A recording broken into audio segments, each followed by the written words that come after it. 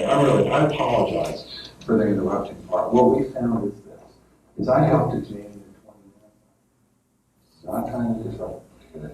There's a lot going on here. We're trying to help sort it out for you. We don't want to be your 70-second counselor that you have to go to another one with, okay?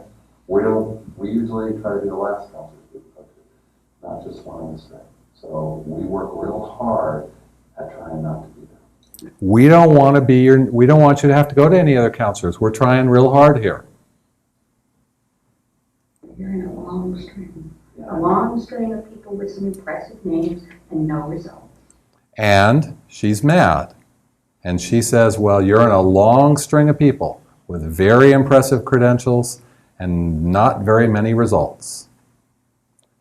I'd say she's pretty angry. And I gotta tell you, I don't know if we're gonna have results, but we're impressive. Now again, remember, there's a reason I'm doing this, so hang with me, because my response is, well, I don't know if we can help, but we're pretty impressive. I had to wait for the response here. Now don't get excited about this. Just hang with it. I've got a purpose here. We've been impressive for a while. We've been impressive people before, and you know what? We remain unimpressed. And she says, we've met impressive people like you, and we're not so impressed still. So it hasn't helped yet. You see that, don't you? Well, I can see that you're angry. And I can see that you're upset. And I know that you have every good reason to be angry, and you have good reason to be upset. So I hear that. Now, if we're not impressive enough for you, then... Don't start this.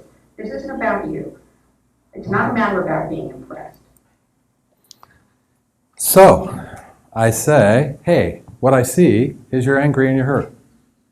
And I say, hey, if we're not impressive enough, and she says, well, what do you mean impressive? It has nothing to do with it being impressive. Get over that. It's not, I mean, a minute ago she said it was about being impressive. I don't get it, but leave it alone. So the point is, I think she's going to move on. Let's see. She says it's not about that. What I'm telling you is, don't make us any promises. Don't tell us what you're going to do. And she says, don't promise us anything. Well, what we're going to do, one promise I will make. I mean, you know what? We're real sophisticated when it comes to counselors. We really heard most of everything. What I can tell you that we will do is we may make the same mistake, but I'll tell you that we're trying to We couldn't ask for more. So she says, don't make us any promises. And my first response is, I'll tell you my promise I want to make to you. My promise is we'll work really hard. And she goes, that's perfect. That's all I care about. I don't care. Good, thank you. As long as you'll do that, we're fine. So let's see where she goes from here. And you can see, of course, the boy is sitting there going, welcome to my world. And he's just going to watch. And I can't guarantee a single thing beyond that. We'll get in it. We won't be afraid to work hard at it. And we won't be afraid to listen and understand the amazing amounts of sort of her feelings that exist. And I've got a history and a background, and I keep coming back because my pain's so great outside the room that I keep looking for a place to alleviate the pain. But what happens with the other two is this is more painful than being out of the room. So coming back here is the horror for them. And the longer it goes on, the more they don't want to come back. So now she begins to go into a problem definition. Now the initial struggles are kind of over, actually. Why do something so strange as to say to her, we're impressive? Remember what I said to you earlier. I said you have to show people you can make a difference. This is a very smart woman. She's been to a lot of people. She's heard a lot of things. And she has been able to, with each one of them, she's eventually fired them and move on to the next one. So the question here is, how can we make a difference that's a different difference? And so when she says, can you help me? And she shows me her worst, I stand right up to her. And all I did was show her that I'm strong enough to make a difference and that I care enough that I will go toe-to-toe with her, so to speak. And you can see that the boy is better by us starting by saying he was right, we're not going to change him, but we have to help his parents. That brought his anger down. He's more engaged. I said to the mom, we can help, and then I showed how. She's better. And so all of the initial struggles are kind of over, and now we can move on in a more typical way. So what's interesting here is all of you were right. It's just you had a way of getting there that wouldn't have got us there. You have to get there by matching to the client, and tomorrow we're going to talk about a thing called reframing, where the first thing you say when a client speaks is yes, you're right. And the next thing you say is and, but what you don't say is yes, but. You say yes, and. And if you'll notice in each of these little interchanges, what I've done with each one of them is I said, you're right, yes. And when I do an and, I add something to the conversation that wasn't there before. With the boy, I added, you need to have parents to support you if you're going to be independent like you want. With the mom, I added, let me show you that I can help you. You two need to work things out, but we have to find a way for you to support your son and let him be independent. I just did what they both wanted, but I got there in a little different pathway than any of you wanted to get there. So it's a bit of a different way of approaching things, and we have funny ways of talking, but this is about moving towards people that are angry and hurt rather than moving away. This is about doing judo rather than karate. And I'm sure you know the difference better than I. With karate, you push your way through. With judo, you move towards the aggressor. You move with them before you change what's going on. We'll come back to that metaphor. So is she translating this well enough that I don't have to stop so frequently, or does it help that I stop or not? Yes, it helps I stop or no? No, she's doing okay? So is she doing it or you need me to do it? Okay, got it.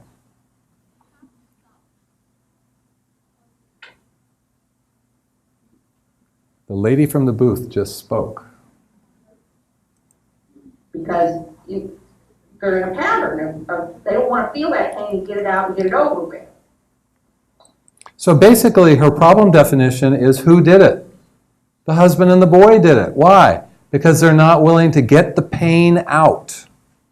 And the mother thinks that the issue is that she's doing what she's doing because you should say what you feel and express it. Oh, I don't? Okay. And you're quite different, I guess, is that My pain doesn't end at the door.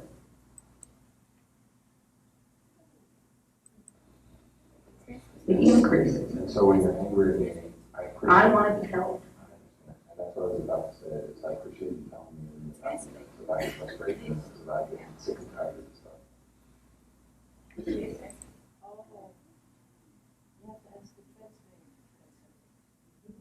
Oh, hi. Is it possible to translate this or should I keep stopping? I think they went home. No, they're here. What'd she say?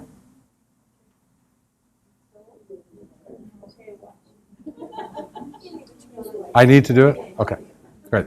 So basically she says that the problem is that they need to get their feelings out. That's why she screams and yells and mean, is because she's getting her feelings out. That is what's below the cover.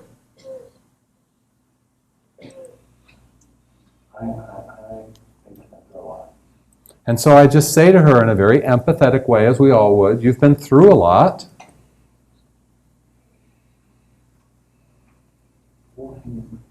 And we'll stick with you. We won't give up on you.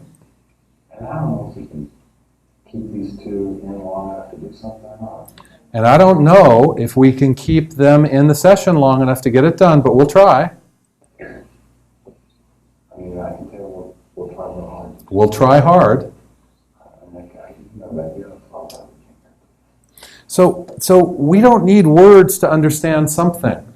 First of all, you saw the change in the boy from angry, I'm not going to participate, to he participates. And you've seen the angry mom who's now done exactly what you wanted. She now showed you how she feels. She now demonstrated it because we have made a space where it's safe for her to do that. She trusts me despite the funny thing I did. I've made it about both of them, so there's room for them both to be honest. Now we've left the father out, but for a reason. And now they're going to move on in a little bit of a different way. But what's interesting here is what's going to happen next. Because she feels better suddenly. I'd like nothing better than to leave you alone. And she says, I'd like nothing better than to leave you alone. She heard what he said. He said, leave me alone and let me do it. She heard it. It's not that she didn't hear it. So she heard it. So it's not that she wasn't clear. But she feels better. So she gets away from her anger. She does it in a very nice way. And Every time I leave you alone, it hurts. Move to the other side of the country. And of course, what he says is, move to the other side of the country. And so she makes herself very vulnerable and very open. And he responds in the typical way he does, which is, this shows you that you can make nice space and people can be honest and say things, but these patterns between them are powerful. And he responds just like he always does now. Even though he's doing better, he responds in the same negative way. So, guess what? It made a little bit of difference, but it didn't fix everything. But the good news is we've done this in 9 minutes, so we have a long way to go. Every time I leave you alone, what did I say? I don't care. And now they've gotten back into blaming suddenly. What was a very nice and a nice supportive response, which is, I want to leave you alone, but I'm scared you'll hurt yourself. He comes back with this angry, then leave me alone. And now she says, I only don't leave you alone because you're going to hurt yourself. She's back to blame. And he'll be back to blaming in return.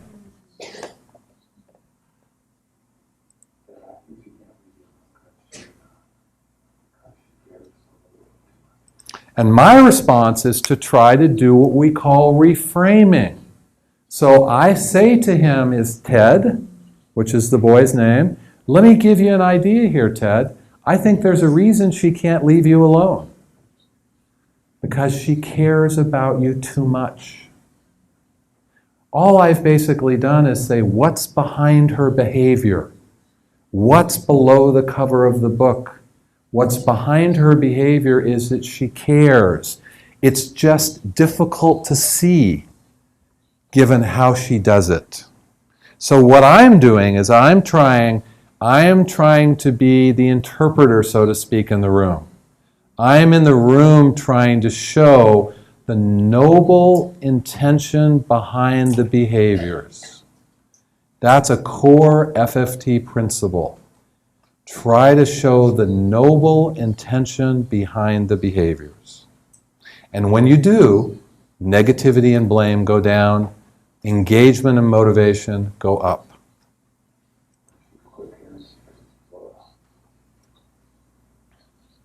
And he, of course, goes, yeah, so it's not my problem. And that's her struggle, and I hear you. She's going to have to deal with it. And I say to him, that's right, you're right. That is her struggle and her problem. She's going to have to work that out. And isn't that true? She has to work that out. Well, he works real hard at making me quit caring. I mean, he's real hateful to me. And now she's way back into blaming. He works really hard to make me not care. He's very hateful. He's struggling hard to be off alone. Now I try to find the noble intention with him. He's struggling very hard to be left alone. He's struggling to try to find his own way. You know, I'm explaining to him. You know the numbers. You can't. You're stuck with me 3 more years. And she says, too bad, you're stuck with me for 3 more years. Now why?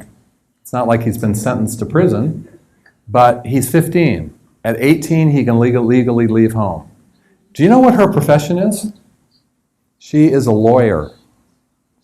And she teaches communication skills.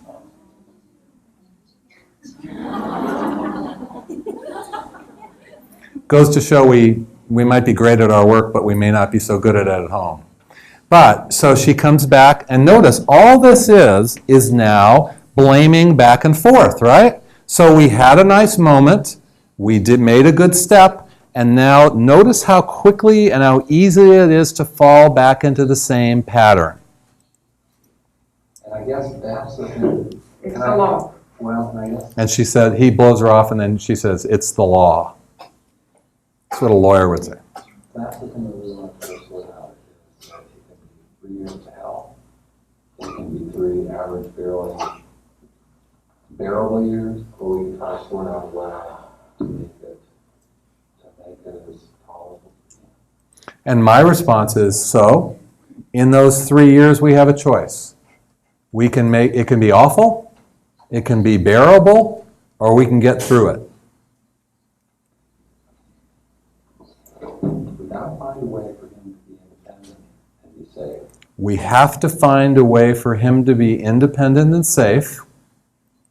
We gotta find a way for you to care and not continue to get slapped in the face.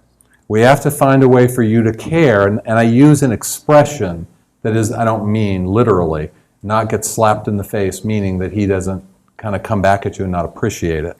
Beat up about it. I don't mean physically, but I'm talking about, you know, kind of, okay, I understand, but I'm talking about having your care sort of squashed on it every time. And my guess is that's a hurtful thing. Now remember earlier when I said that our job in therapy is to make a page for them to be on together. Our job is to create a space that they can both be in where they both share part of the problem. Guess what? In 10 minutes we've done that. Here's how they share it. He needs parents that support him and protect him, because he needs protection. He's not so good at taking care of himself. But to be independent, he has to be safe, and they'll help him be safe. However, they have to be able to care in a way that he doesn't keep pushing them away. So what I've done is I've made a problem that they share. It is a problem where they both have part of it. He has one thing that he needs, they have another thing, and I have now made the problem something that they're both involved in.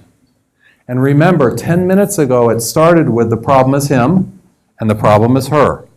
Now I am adding something that was never in the room. I am the one saying, you both are right, you both are part of it, and I have framed it in a way that they couldn't ever have themselves. So I've created a way for them to both be part of the problem. And it came from me. It didn't come from them. And this is a thing that's very difficult.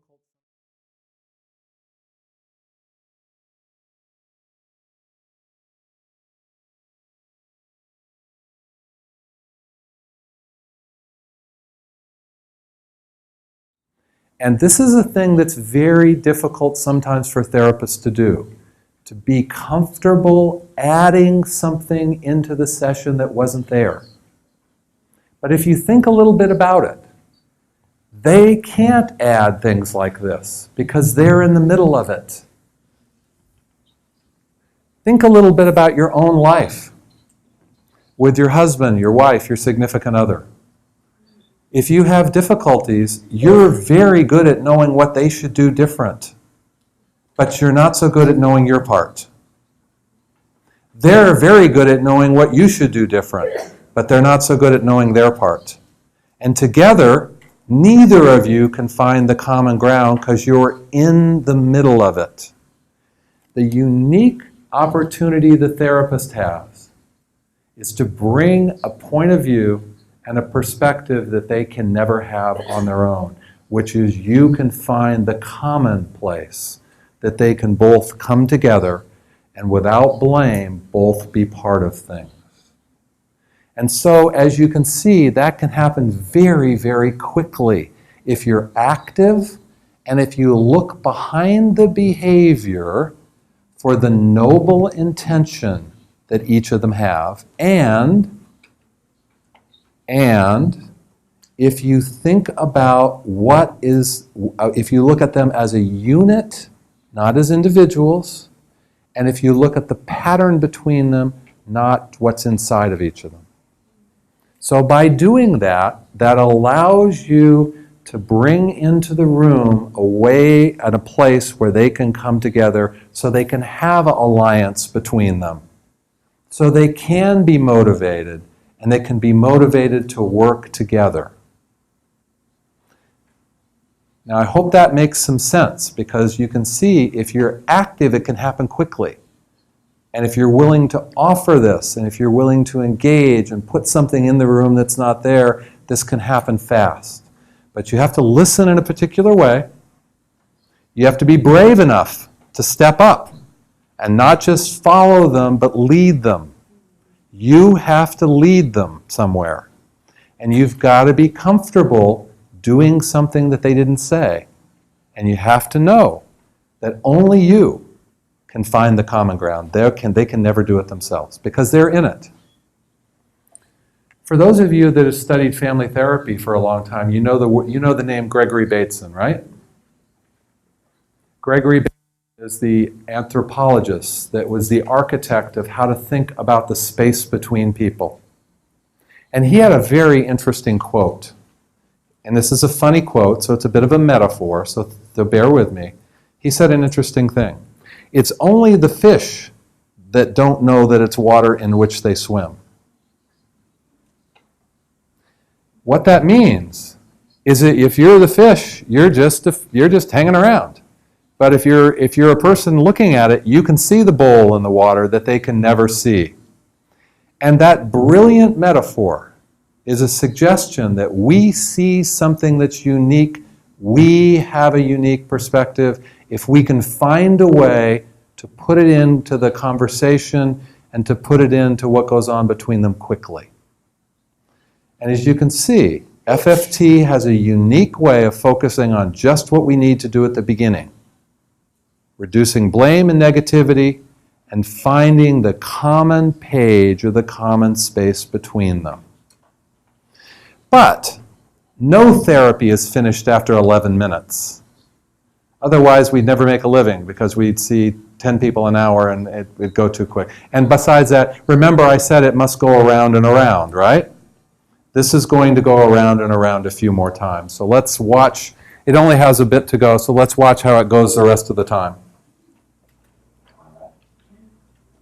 And I ask her, am I right about that? And she says yes. And then there's a lot of stuff between the two of you out together. And then I say, and there's a lot of stuff between you and your husband, isn't there, that also is part of this. Now, I don't know what it is, and I don't have to know. And you might say to yourself, should I be bringing that up in front of the boy?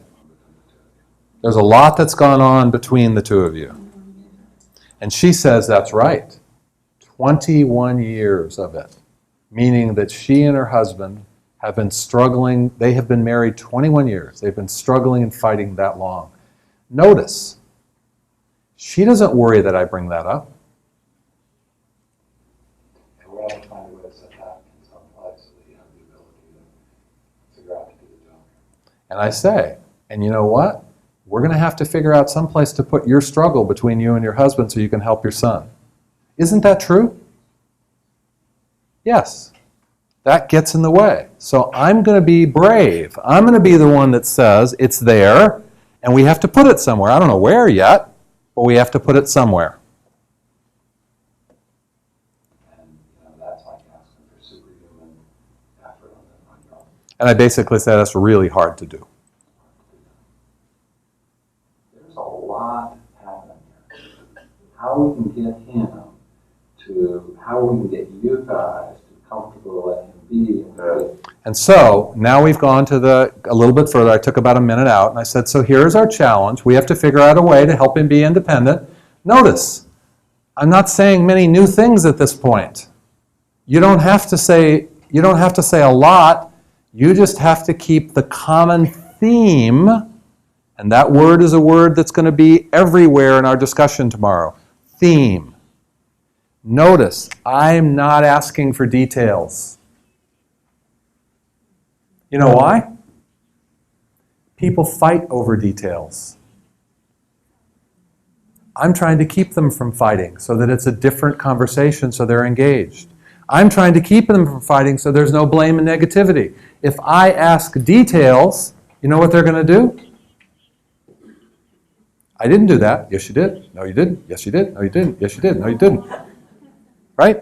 How many times have you heard that when you start to ask what happened? The mom will say this and this. I didn't do that. And then they get into this cycle that you can't get them out of. Notice, I don't almost ever say anything very concrete. A little like a politician. Never say anything that's got any detail to it so you can ever be wrong. That'd be a joke. And the idea here is talk thematically, because it is the theme between them that will pull them together, not the detail. So I'm talking in these broad themes that allow me to unite them in alliance together in a common problem. Now, the dad is starting to speak up. But what I'm talking about is I think there's enough intensity in that sort of thing that it really fits nicely for the next couple of days for us to see it again. Now, what I say is, hey, there's enough intensity here. We'd like to see you in the next 2 days. One of the nice things about FFT is at the beginning, we frequently don't wait a week. In fact, whoever said that therapy should happen every week? It's convenient for our schedule. But this is a case that the longer we wait to see and to make what's good has happened, that we need to get going on this. We can't let too much time go by or they'll go right back to where they were. So I suggest let's get together in 2 days. And then an interesting thing happens. The mom and the father start to get into a fight about when to schedule. No surprise there.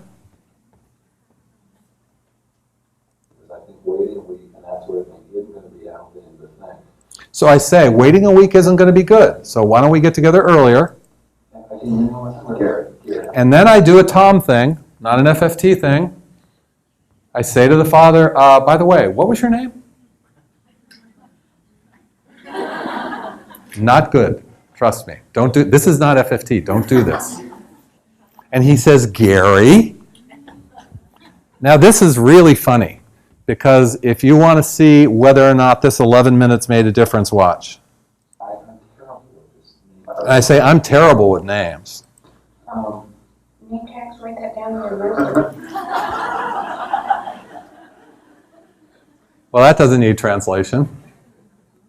She says name tags. Why don't you write that down on your list?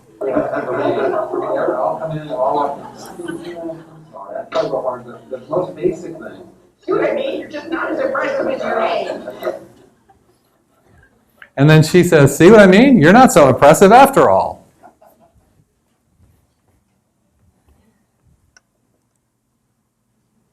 Therapy clinic. Get to you in person, you're just an ordinary guy. She says, I get to you in person, you're just an ordinary person.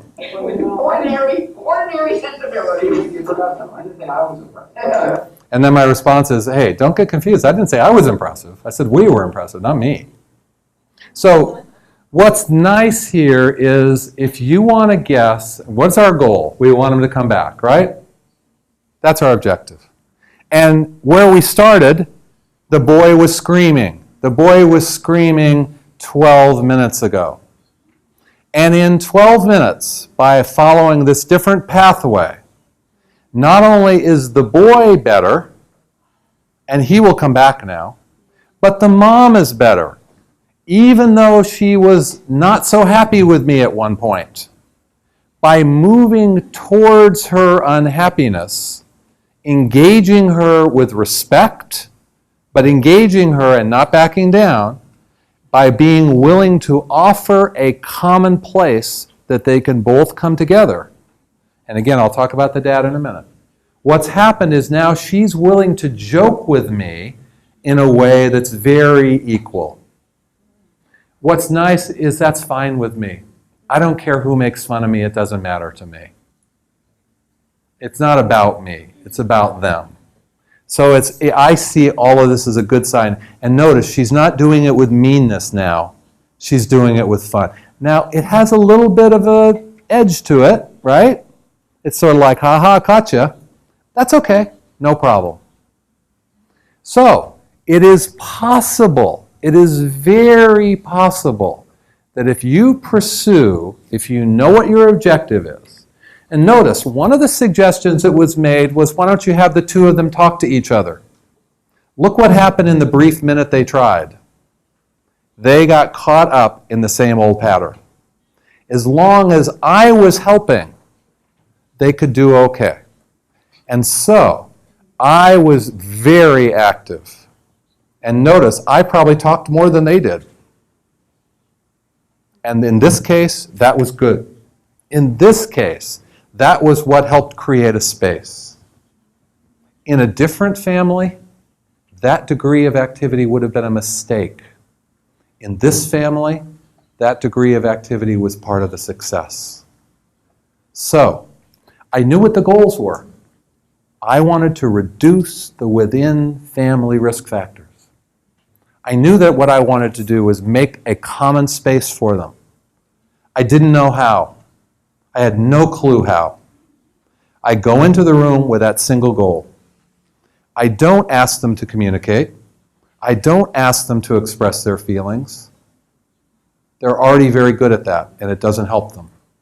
Instead, what I do is I go in and I create a theme that links them together where no one gets blamed, but where everyone is part of the problem. I create a theme that allows them to develop the beginnings of alliance together. We're nowhere near done with therapy, but we have a reasonable start now. Because if nothing else, they're going to come back. If nothing else, they're going to come back. I did this with knowing nothing. The reason is, the nice thing, the reason you can know what your first session goals are without meeting the family is because it's a process focus. It's not a content focus. I don't need to know the content. The process is in front of me and I see it. I have to listen for some very small things. Blame, negativity. I know I want to create this common thing. I can do that with every family. The question is not what to do. Your creativity here is in how to get there. And I can tell you that in all the families I've seen and all the families I've worked with, I've never done FFT like this. I've never said to a mother, I'm impressive. But did it work in this case? Yeah. Would it work in another? No. Same goals, same objective, a creative pathway through the uniqueness that is them. In a few short minutes, that's the essence of the first phase of FFT. The first phase is focus on the process and make this space.